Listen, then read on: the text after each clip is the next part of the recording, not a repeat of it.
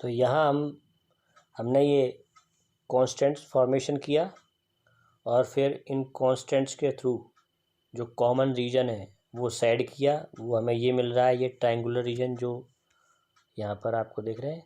इसमें जो corner point है एल एम एन, इनकी नेमिंग की है, ठीक है। और इनके कोऑर्डिनेट्स कैसे पता करेंगे इन वर्टिसेस इन इंटरसेक्टिंग पॉइंट के। ये जो एम पॉइंट आया है ये, इसके कोऑर्डिनेट हैं 15, 20। और ये कैसे आए, जब हमने इस लाइन और इस लाइन की इक्वेशन को एलिमिनेशन से सॉल्व किया।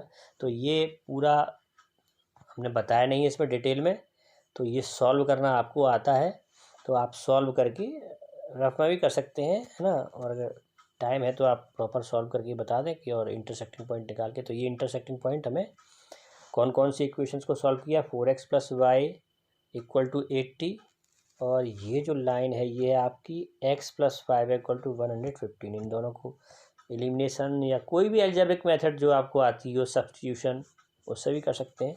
इंटरसेक्टिंग पॉइंट निकालना, एक्स वाई की वैल्यू का एक पेयर निकलेगा तो वो आपको एम पॉइंट के कोऑर्डिनेट्स मिल जाएंगे, वो 15, 20 होंगे। मतलब एक्स की वैल्यू 15 आएगी और वाई की वैल्यू 20 आ जाएगी। फिर ये पॉइंट कैसे आया होगा, ये पॉइंट, ये जो लाइन है 3x + 2y = 150 और ये x + 5y = 115, इन दोनों का इंटरसेक्टिंग पॉइंट है। तो इन दोनों लाइंस को एलिमिनेशन या सब्स्टिट्यूशन से सॉल्व कर लेंगे तो पॉइंट एन के कोऑर्डिनेट आ जाएंगे 40, 15 होते हैं। एक्स की वैल्यू 40 आएगी और वाई की वैल्यू 15 आएगी। अगर सॉल्व करने में कोई प्रॉब्लम आती है तो आप मुझे बता सकते हैं, मैं बता दूंगा। वैसे अब ये चीज़ें तो इतनी आनी चाहिए, आप क्लास 12 में पढ़ रहे हैं तो जो बेसिक चीज़ें हैं क्लास 9, 10th की, तो वो आपको अच्छे से आनी चाहिए, तभी आप यहाँ पर ये इस तरह के सम सीख पाएंगे। क्योंकि ये बहुत, यहाँ क्लास 12th के हिसाब से अब ये बहुत माइनर बातें हो जाती हैं, ठीक है।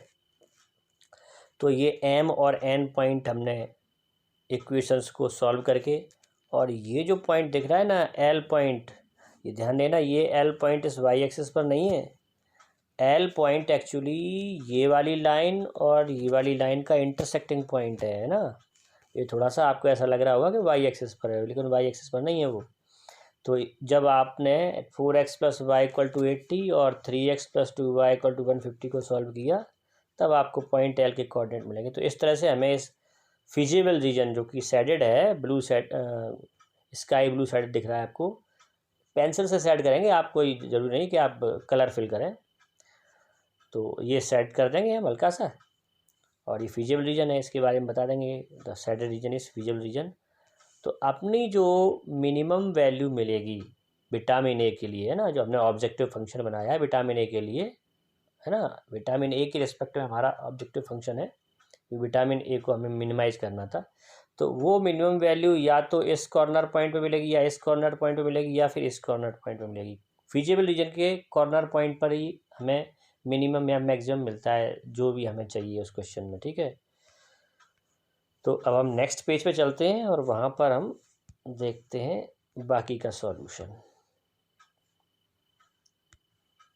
ये देखिए, ये यहाँ पर एक और टेबल बनी है, कॉर्नर पॉइंट और ऑब्जेक्टिव फंक्शन की रिस्पेक्टिव वैल्यूज कॉर्नर पॉइंट के लिए। The coordinates of the corner points L M N R, इस तरह से देखें respectively. Let us evaluate Z at this point. तो हमें यहाँ पर जेड जो है 6x + 3y, फर्स्ट पेयर जो हमने दिया, इसमें नेम नहीं लिखा है कि ये एल था एम था, ठीक है। एक बार आप देख के यहाँ पर लिख लेना, देख लेता हूँ, मैं देख लेता हूँ यहाँ पे क्या था। ये 272 एल था, है ना, 1520 एम था, ठीक है, 272 एल था, 272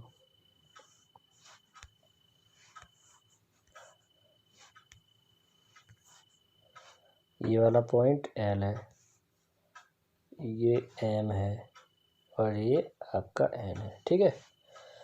तो हमने यहाँ पर x = 2 और y = 72 लिखा। फर्स्ट कॉर्नर पॉइंट के लिए x y की वैल्यू यहाँ पर लिखेंगे, 6 × 2 +3 × 72, तो आपको 228 वैल्यू मिल जाएगी। ऐसे ही एम और एन के लिए जेड की रिस्पेक्टिव वैल्यूज़ निकाल लेंगे। और हम देख रहे हैं कि यहाँ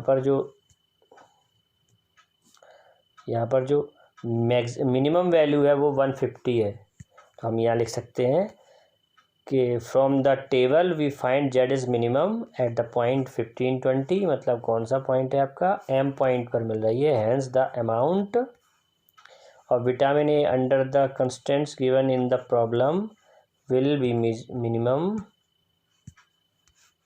if 15 packets of food P and 20 packets of food Q are used in the special diet। तो कितने पैकेट हमें फूड पी के यूज़ करने हैं, वो आंसर आया 15, है ना। जो कोऑर्डिनेट्स आई ना यहाँ पर, ये 15 20 इस पर मिनिमम वैल्यू मिल रही है। तो x की वैल्यू 15 और y की वैल्यू 20, यानी कि फूड पी के कितने पैकेट चाहिए, 15, और फूड क्यू के नंबर ऑफ पैकेट्स 20 होना चाहिए, तब हमारी रिक्वायरमेंट पूरी होगी, विटामिन ए मिनिमम रहेगा, है ना। और मिनिमम वैल्यू ऑफ विटामिन ए कितनी होगी, 150 यूनिट्स। तो ये इसका सॉल्यूशन हो जाता है। तो अब हम नेक्स्ट एक क्वेश्चन और देखेंगे, ट्रांसपोर्टेशन प्रॉब्लम से रिलेटेड है, ठीक है।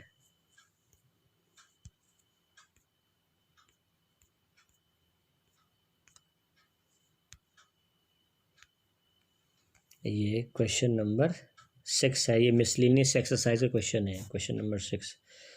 तो यहाँ पर पहले मैं क्वेश्चन रीड करता हूँ, फिर इस क्वेश्चन को ये टेबल भी क्वेश्चन का पार्ट है। यहाँ पर लिखा है 2 godowns A and B have grain capacity of 100 quintals and 50 quintals. 2 godown हैं जिनकी A और B बताया है, इनकी कैपेसिटी है 100 quintals and 50 quintals respectively. They supply to 3 ration shops D, E and F whose requirements are 60, 50 and 40 quintals respectively. The cost of transportation per quintal from the godown to the shops are given in the following table। तो इस table में आपको godown तक जो हमें transportation करना है उसकी कॉस्ट के बारे में बताया है कि जब हम गोडाउन ए पर, है ना, सॉरी, गोडाउन ए से गोडाउन डी पर भेजते हैं या वहाँ से कुछ कैरी करते हैं, तो जो रेट लगेगा, है ना, पर क्विंटल के हिसाब से, वो 6 रुपीज़ 3 रुपीज़ इस तरह से पर क्विंटल के हिसाब से यहाँ पर रेट आपको रुपीज़ में दे रखा है ना। तो इस प्रॉब्लम को थोड़ा एनालाइज करने के लिए हम एक डायग्राम बनाते हैं यहाँ से आपको, और फिर क्वेश्चन से मैच करते जाना कि ये है आपका गोडाउन ए, इसकी कैपेसिटी 100 क्विंटल, और नीचे यहाँ पर लिखा है गोडाउन बी, इसकी कैपेसिटी है 50 क्विंटल, और ये डी, ई और एफ ये क्या है, वो शॉप्स हैं जहाँ पर हमें यहाँ से ट्रांसपोर्ट करना है ग्रेन्स, है ना। तो यहाँ पर हमें माल भेजना है, ग्रेन जो है भेजना है, यहाँ पर इंपोर्ट करना है ना। तो इसमें